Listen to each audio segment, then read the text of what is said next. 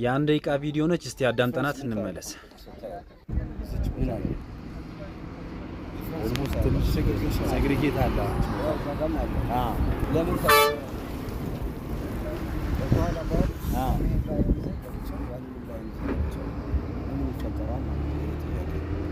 አሁን እዚህ ጋር ቀደም እንጨቃጨቀው አንተ ስትመጣ ለዚህ ኦኬ ዩኒፎርሚቲ መኖር አለ ወይም ከፒቨሩ ችግር አለ ወይም ደግሞ ሚክስ ላይ ቢሆን ደግሞ እዚህ ቦታ ላይ ሴንተር ላይ እንደዚህ ሆኖ ሁለቱ ላይኖች ብቻ እንደዚህ ሴግሪጌት አድርጎ መምጣት የለበትም ባይ ነው። አንድ ዩኒፎርም የሆነ ፕሮብሌም ነው ማየት የነበረው። ስለዚህ እኔ ፊኒሸሩ ላይ ችግር አለ ባይ ነው። ይሄ ሴግሪጌሽን አለ።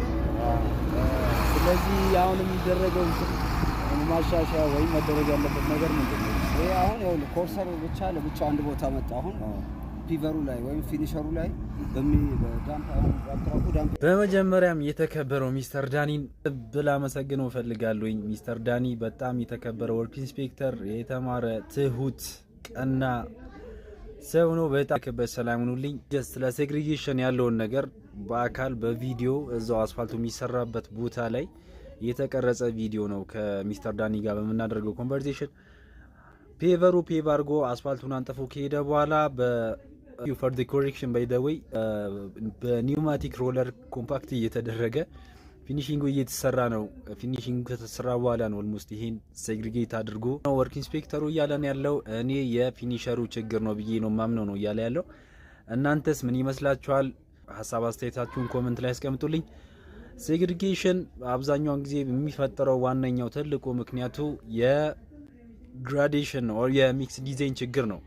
የሚክስ ዲዛይን ችግር ስንል ኦልሞስት ይሄ ኮርሰሩ በዝቶ ቢቱሚኑ በሚያንስበት ጊዜ ሴግሪጌት የሚያደርግ እድሉን ሰፊ ያደርገዋል ማለት ነው።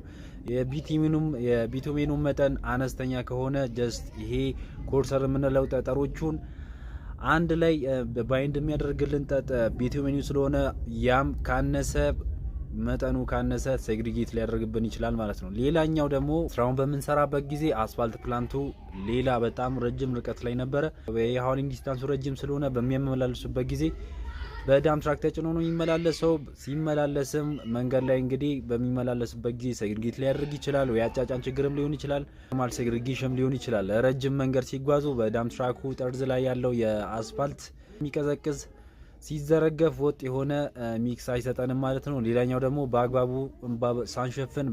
ሳንሸፍን በምናጓጉዝበት ጊዜ በጉዞ ወቅት ደንብ ካልተሸፈነ የላይኛው ክፍል ቶሎ ስለሚቀዘቅዝ። አሁን ሚስተር ሳዲቅ ሙያዊ ኮሜንት ስለሰጠኝ በጣም አመሰግናለሁ። ሌሎችም